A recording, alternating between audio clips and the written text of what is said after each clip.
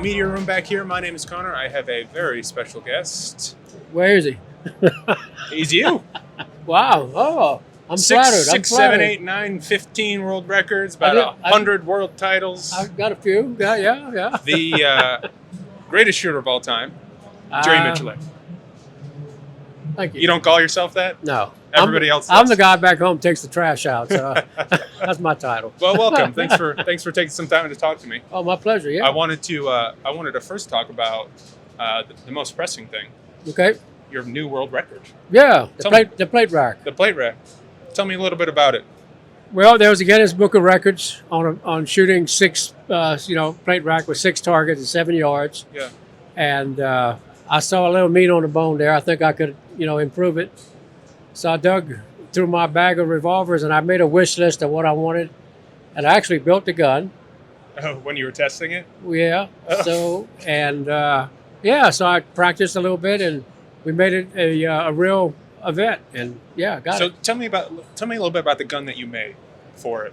You worked very, very closely with our product team, very closely with the engineers. Right. What I wanted was a relatively lightweight gun, but still with the Smith Wesson trigger pull and the Smith Wesson speed of trigger return. Yeah. So it's a scandium frame. There's an 8-shot titanium cylinder, 9mm, with the stainless steel shroud, a fast twist, 1 in 10 twist, and it was quad ported. Yeah. And I put the new Vortex optics on it, and we're ready to roll. So what's usually the twist on, say, like a 627, 327, a 357 gun? 18, 1 in 18, yeah. And you bumped it up to a 1 in 20. I wanted a 10, yep. Or 1 in 10. 1 in 10, Yeah. yep. Very cool. So the record numbers, you one new world record. You beat an existing record. You beat the pistol record Right. by about 0.4 of a second. Yeah. Or 0.04 of a second. Yeah. And you set a new world record, a revolver specific one, Right. at 1.88. Right. Yeah. That is blazing fast. It was good. I was happy with it, getting the first shot on target and then following through. But what I was really proud of was the split times. Yeah. From start to finish, I didn't deviate but 1/100th of a second for six rounds fired on target. And to me, that's where I want to be. Yeah, that's amazing. Absolutely amazing. Just fun stuff. Tell me a little bit about right when you got home. After you broke those records, after we hung out at the grand opening in Tennessee. Tell me your thought process right when you got home. Going into this, like I said earlier, I hadn't shot a revolver competition in 10 years. Yeah. So I was nervous that I wasn't going to be able to repeat a performance. So going into the record, you only get but three attempts at it. Yep. And I haven't shot a revolver competition in like 10 years. Mentally, I was pretty tight. Physically, I was there, better than I expected, but the mental game was really hard. And when I got home, I just went flat. Really? Yeah, that's pretty common with competitors. When I shoot a major competition, when I get home, I just go flat. Do you do any shooting at all? You just hang out for a little bit? You just kind of hang out, and this is kind of strange. If you talk to guys who compete, I've talked to other competitors. Even if you win a match, when you get home, you get this mental flatness. You just kind of, because you've been overloaded for so long. Yeah, is it because of that buildup for so long? It is. Then you just I call it going flat, but you just kind of be quiet and you just go do other things. Yeah. Did you shoot any auto pistol or anything when you got home, or did you? No, I just kind of hung out. I went hunting. Really? Oh yeah. Yeah, I went hunting. So speaking of that, Jerry came on a hunt with the Smith Wesson team about the end of November there. Yeah. We went to East Tennessee. Yep. To shoot some hogs with a brand new gun. Yes. Brand new for 2024 here at SHOT Show, the Smith & Wesson model 1854 lever action. Right. What are your thoughts on it? 44 mag. Yep. What I was really impressed with, the caliber itself is outstanding for that kind of work. Yep. It's good for a couple of 100 yards if you can hold it. Had the new Hornady Monoflex. Yeah, it was a 200 grain bullet. It's a 200 grain with a little polymer tip on it.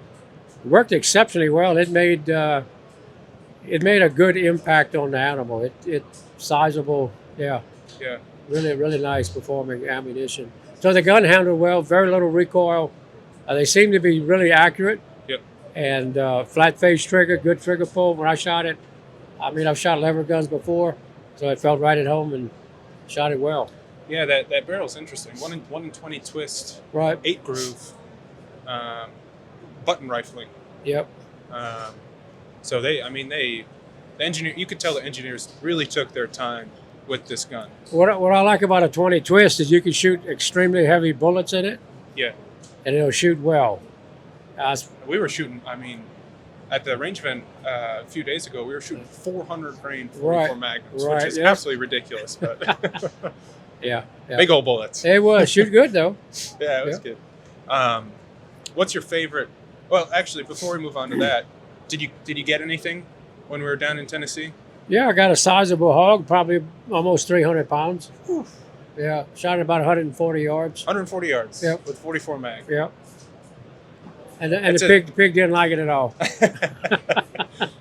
Yeah, that's great. That's amazing. What's your favorite feature? I know we talked about the barrel there a little bit. What's your favorite feature of the new 1854? Well, I'm a Louisiana guy, so anytime I see stainless steel, I really smile because we live in a high humidity and you're in a boat all the time, you're in a pirogue, you're out hunting. So the idea of stainless steel in a composite stock, to me, is a luxury. I don't have to baby it like I would a wood stock and blued steel, and it'll still function and stay reliable and accurate for as long as I own it. So I love stainless steel. It really is like a true outdoorsman gun. You could throw that thing in a swamp and a pond and pull it out and it would never rust on you. So, and it's all forged receiver. In-house, I think it's 416 stainless. Right. Forged on the same forges that make our revolvers. That might really set that product apart from a lot of other manufacturers. Is they still use forgings, and nothing is as strong as a forging. Yeah. And that's just reality. You could be cheaper, but it's never going to be stronger. Yeah. So it makes for a really, if you want to buy a gun that's going to last a lifetime or maybe two, might be the gun for you. A forged gun. A forged receiver, yeah. You've been up to that forging room a few times now. I have, more than a few. Yeah. It's a really interesting thing up there, about 3 stories tall. Yeah. They're just hammering steel all day. Aluminum. What I found amazing is these guys who do the forgings, they can look at a piece of metal, even though it's glowing red, and it looks all the same to me, but they can tell the difference in the temperature, whether or not they're going to forge it or reject it, and put it back through the heating process. Yeah, so these guys down there, they hustle and they do a perfect job. Yeah, there's just a few guys that run those forges there. Yeah. It takes a long time to understand exactly what to do. So, 2024, what's your competition schedule look like? Well, I've got a World Rifle Championship in Finland. Yeah. I think in August. Got the USPSA 3-gun multi-gun championships. Yep. Superstition Mountain 3-gun, which is a really good match, and some other things in there I haven't really logged in yet. But looking forward to the world match. The Finnish teams are very strong, so to compete in that part of the world, you have to really up your game. Really, it's a good. Even Jerry Miculek has to up his game. It's going to be fun. It's going to be fun. All right, Jerry, I'm gonna put you on the spot here. Yep. If you had to build your perfect Smith & Wesson pistol, not a revolver because you already have that. Yeah. What would your auto-loading pistol? What would your perfect Smith & Wesson pistol be? Off to the existing platforms that you make, or could be anything. Just tell me what your perfect gun would be. It would probably be a high-capacity polymer frame 9mm. Okay. What barrel length? Probably 5. 5-inch gun. Yeah. I like the pointability of a 5. Yeah. Ported? Definitely. What kind of sights? Probably a fiber optic. Fiber optic. Or a dot. A dot. Yeah. Depends what I'm gonna use it for. What kind of trigger? As light as you can get. Well, what are we talking? Like a pound? Pound and a half? Yeah, that would be good. 2 pounds, 2.5 pounds. What do you look for in a trigger reset? A lot of guys get all particular about how it feels on a reset. Mm-hmm. I've shot so much I don't even feel it anymore. Really? It becomes I don't even think about it. But guys who are in the process of learning the reset, they like a really positive, and they want to feel it in the trigger. Hear it. Yeah, I don't need any of that. So what's more important to you in a pistol trigger than the reset? How crisp it is and how light it is. Yeah. Because the lighter it is, the easier it is to shoot. I don't care what level of competitor you are or a handgun enthusiast. Trigger pull is more important than sight alignment. Always. Absolutely. So a good trigger contributes to a good performance. A really hard trigger really tests the ability of the shooter to stay on target while he pushes through. A lighter trigger, you can get away with a lot less technique and still hit.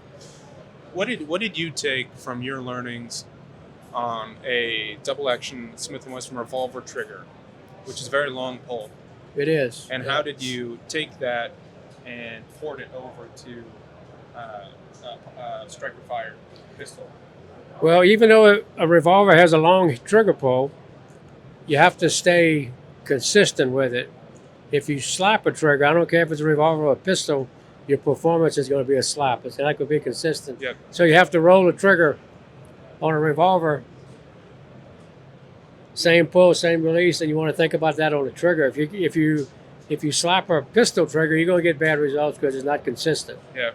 So you have to learn to have a good pull and release. Where most people have trouble is that they don't release the trigger fast enough, and they try to make up time by slapping it.